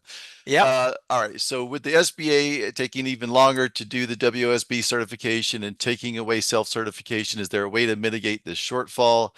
What are WOSB supposed to do while waiting to be certified? Self-certifications seem like the way to deal with the SBA taking so long, but now that's going away as well. I understand why self-certification is going away because people are just checking the box. Shouldn't there be a way to attach your pending WOSB certification to the self-certify tab? Another comment came in, or question, since the change, I've worked with the SBA trying to get WOSB. It's been a horrible process. They don't seem to have the manpower to read submissions, refers to Apex Yep. being owner, 35 years, had over 75 government contracts, no WSB. Um, let's start there, I guess. So, Yeah, that's a lot. And so, unfortunately, and by the way, if folks want a further discussion of any of this stuff, our Gavology Nation group would be a good place to get that started. We'll try to comment on that with more specifics. Um, so yeah, I mean, that unfortunately is one of the elephants in the room here that was raised just in terms of, okay, we got to be certified, but how are we doing that? Like how are we doing that with the shortfall that there's the SBA is experiencing with staffing is the government obviously we got government shutdown now. I've heard horror stories about folks taking forever and ever to get their WOSB certification. And so we do need some clarification with this change to the FAR, the extent to which a pending WSB certification would be considered. I think that's an important thing. The FAR overhaul, and this would be a comment you could make maybe in that page that Carol raised. The FAR overhaul simply lumps the SBA's or simply lumps the woman-owned small business certification in with the 8A and the SDVSB in the hub zone and just says only SBA certified firms count. Um, but could a pending certification count? Maybe. Trust but verify type thing. That would be a question to ask via GSA. Right now, as I read it, it wouldn't. It says certified, doesn't say pending, but we'll see. The second question is third party certification, right? And so the WSB program still has these legacy third party certifiers who will do 95% of the certification. Then SBA just kind of looks at it and posts your stuff on its SAM or on the SBS site.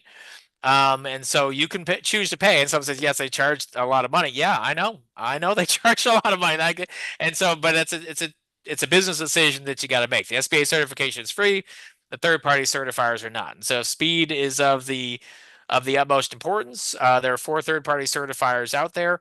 You can call them, see what their rates and timeframes are. I don't know what those are off the top of my head. At one point in the past, several years ago, we did kind of an audit, called each of them and kind of figured out what their time frame and rates were, but I don't know, I don't have current data on that. So that's your other option, third party certification. I don't have a perfect answer for you right now. This is a changing world out there.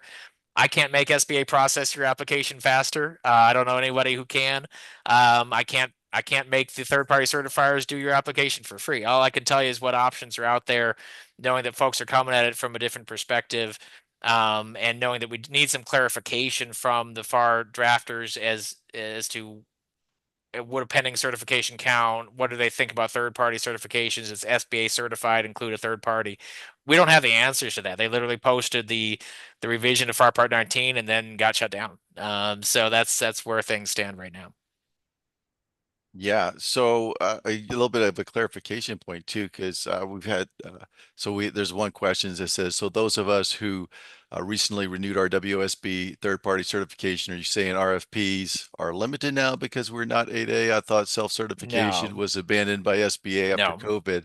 There's another part to this I wanted to also ask yeah, and have you clarify for folks that might have got the third-party certifications or are looking to do the third party certifications. So those still, even if you go through a third party, are required to be uploaded into the SBA's portal. So SBA can correct, say yes, boom, and then put it on your SBA profile. correct.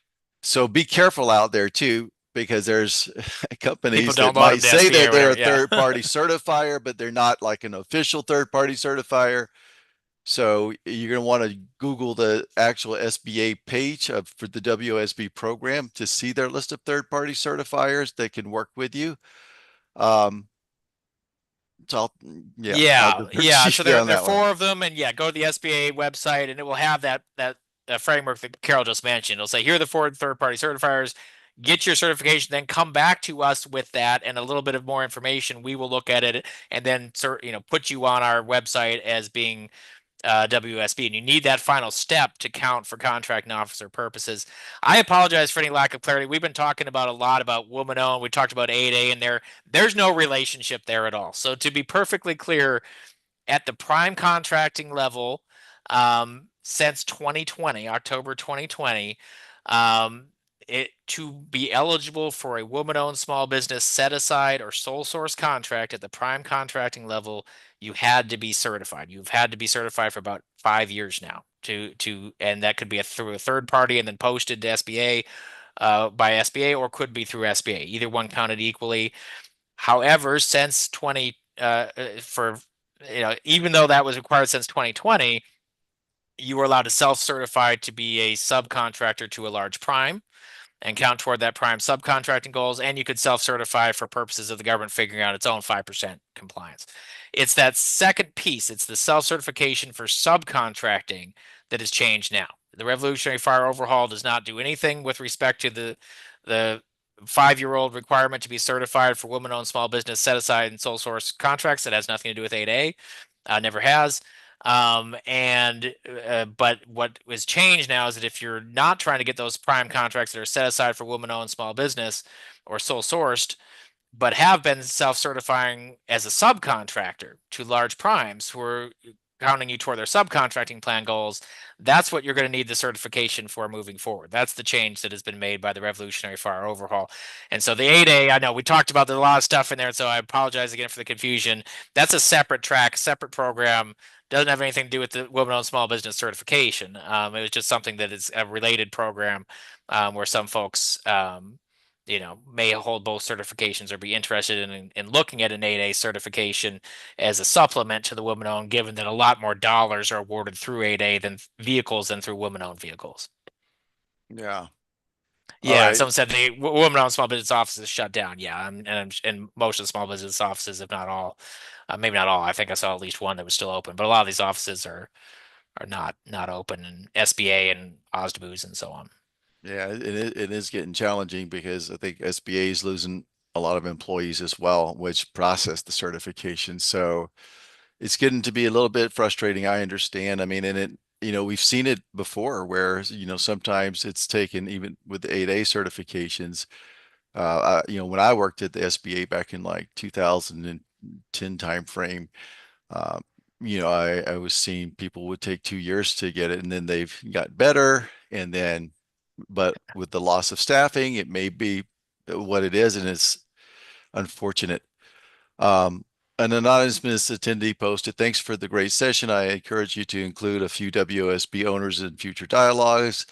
A lot of nuance in practice versus theory that would be helpful to educate the community. I'm curious why the fact that the federal government rarely achieving the WOSB goal and the relative uh, to population target is not a bigger focus from your perspective. There is significant, well-accepted research that businesses run by women generate significant economic and social societal benefits, not to mention productivity and innovation.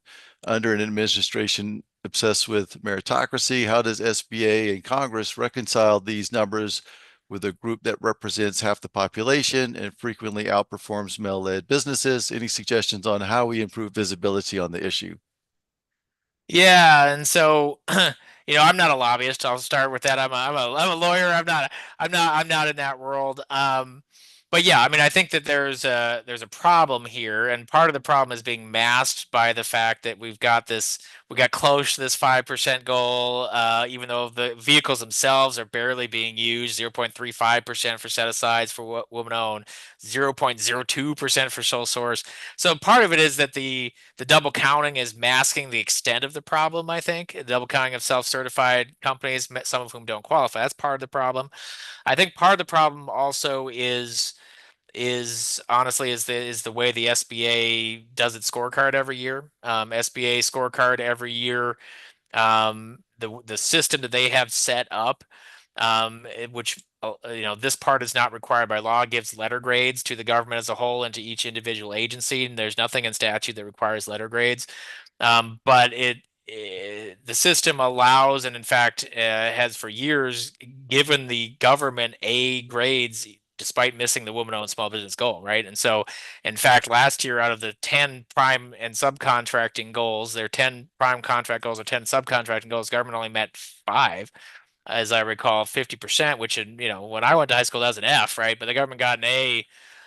So when the headline is government gets an A on small businesses, the government's got an A on small businesses. Oh, it didn't quite meet women on, but we got to 4.97%. It really masks the extent of the problem, and so I think just having restrictions on double counting would be helpful from a policy perspective. That was something that actually Senator Joni Ernst of Iowa brought up a couple years ago. She wanted to restrict some of the double counting. Having the grading reflect achievement of the actual goals. And so if an agency or the government's not meeting a goal like woman owned, that doesn't get away with getting an A grade anyway, would be helpful. Those are just some of the things that from my, more legal rather than a lobbying perspective, could point to. But I would encourage you, if you're not a member already and you're interested in this topic, to connect with some of the organizations that do advocate for women-owned businesses in this realm, like Women, is that improving public policy? Is that what I that think stands for? women impacting Women public impacting policy. public policy. That's right. And they were one of the ones that um, one of the many organizations, for example, that helps really push to keep the rule of two in FAR Part 19, for example, and have been fundamental in pushing for the addition and expansion of this program over the years. So, that's one of the organizations that, if you're not part of, that does have that lobbying background, that does, that might be able to provide a better answer than I can as a former government contracts lawyer, whose my answer is going to be what I see in the world, which is, Yeah. why are we getting A grades for, middling performance, that sort of stuff, which I think is part of it too. It's policymakers just, if they're reading the headlines, like, oh, government got an A in small business, great, nothing to see here, no problem. And it masks is underlying problems like failure to achieve the woman-owned goal, or like the fact that the number of small businesses who are selling at the prime contract level has dropped about 50% over the last 15 years, right? And that gets Yeah. masked by these A grades.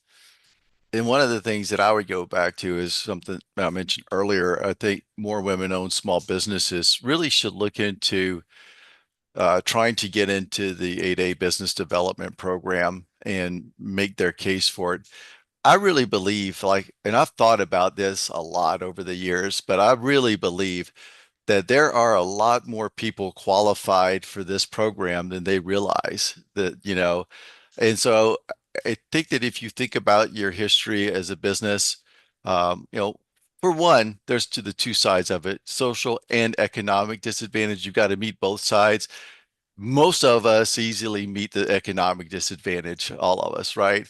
But then there's the social part. And when you look at specific things, like, access to the education and to the networks and everything else like that, I think a lot of us struggle with that, and women even more so in a lot of industries that are male dominated, right? You don't have the social ability to go to, you know, the hunt that's going to take place with, I know some people, have hunts and do different things, right? So they socialize and then they have an exchange there, right? And so there's definitely that. And I believe that, that's what I would encourage. And I know, Stephen, your law firm that you sold the Nicole and Shane there, and I know they do a lot of great work and have been able to really help write those social disadvantage narratives for folks that want to try to get in. Maybe they're not a minority-owned business, but maybe they do feel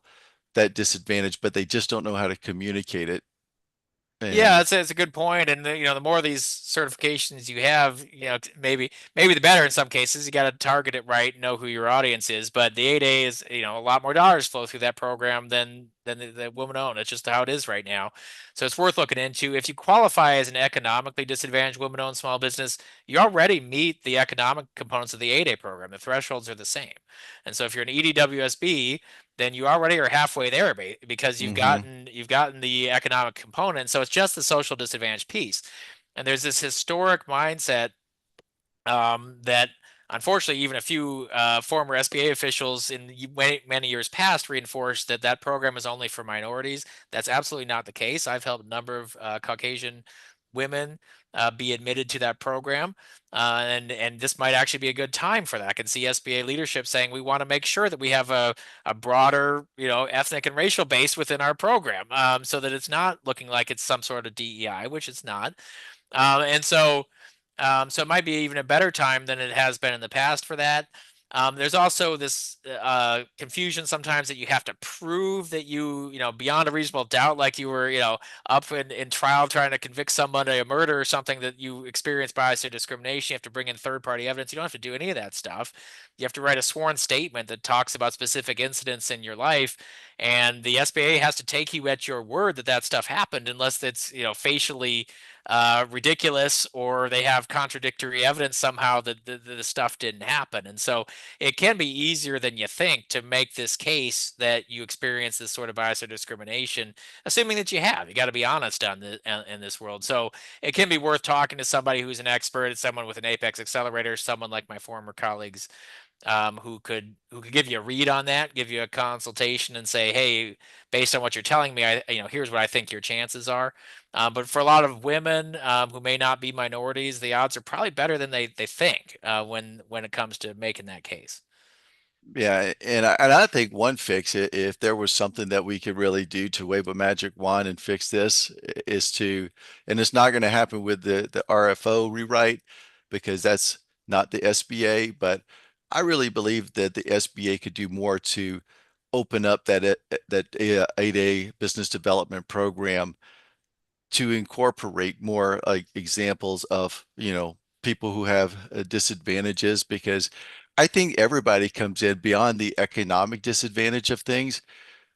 A lot of people, most people come in with, a past performance disadvantage, a past experience disadvantage, and this is what the every small business in a way needs, some type of a vehicle to get that experience that they don't have. And I think that's in some regards, uh, that would be great.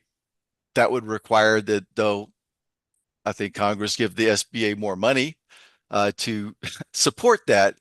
So instead of killing the program, the way I see it, it should be bolstered up and be expanded. But that's just me. No, I think it's Hopefully, great, and yeah, yeah. it would take an act of Congress because those kind, the components of the eligibility are largely set out in statute. But it's why not? While we're rethinking a lot of what's going on in federal contracting, why not rethink that, and whatever result is met, it's always good to take a look and say, is this Yeah, program really meeting our goals? Are we really, there's a lot of kinds of disadvantage out there. And yeah, so yeah, supporting these companies who come at it from a very different place than folks who may have had a built-in advantage as a large business or something like that. So it's worth taking a look at. But for the folks who are on right now, both women and I would point out service-disabled veterans too. A lot of those folks can qualify for 8A too, based on their any discrimination they experienced as a behalf of their disability. I've helped a number of disabled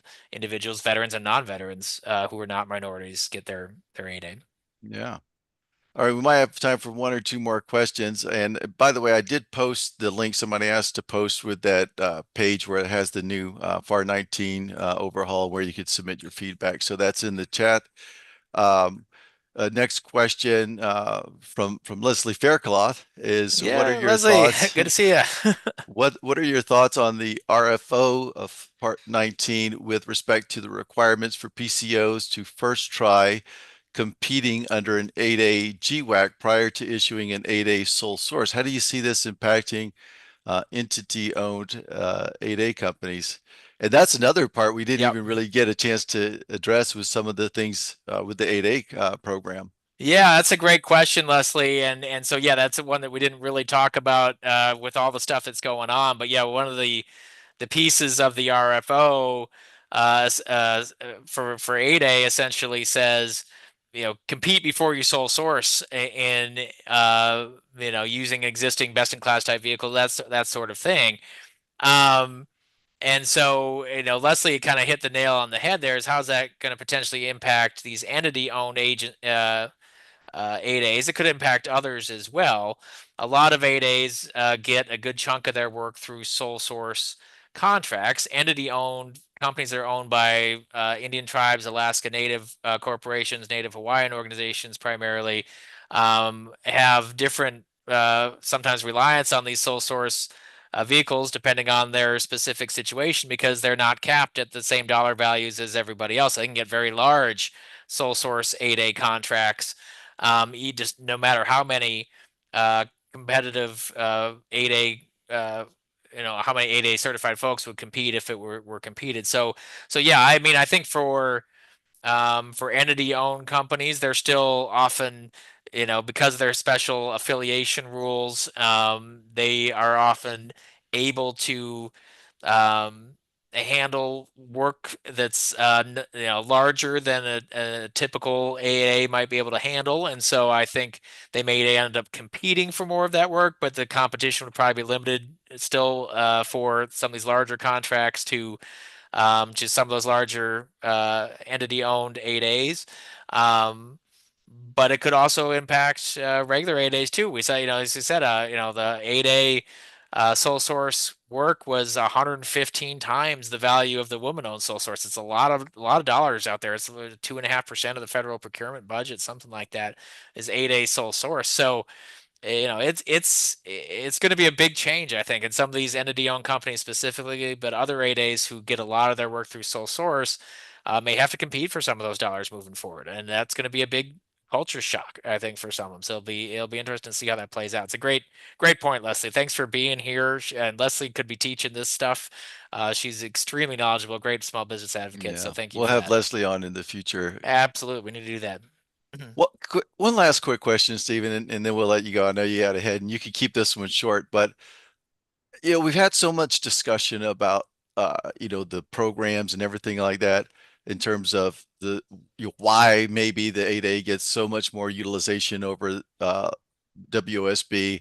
Well, we've already talked about like how complicated the set aside and all the things up, but with regards to, and you made something a mention earlier to the sole source aspect. So I think that this is a big one, and that's why 8A stays the most powerful sole source, because a contracting officer doesn't really have to go through the same process to sole source to an 8A as they do for like a WOSB or an SDVOSB or a hub zone. Can you quickly explain this?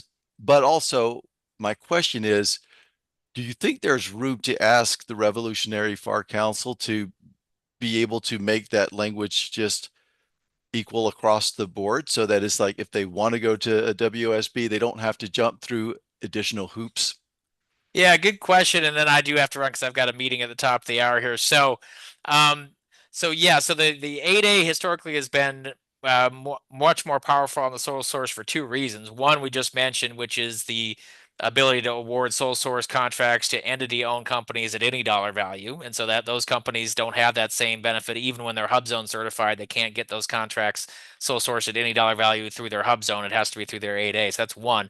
The second has been the requirement that is in the woman-owned small business, the SDVOSB, other than VA, which doesn't have this, and Hub Zone, which says that before you do a sole source to one of those companies, you have to essentially run a rule of two analysis and say, no, we're not likely to get two or more hub zones for example, that will bid this thing if we compete it. We only can find one.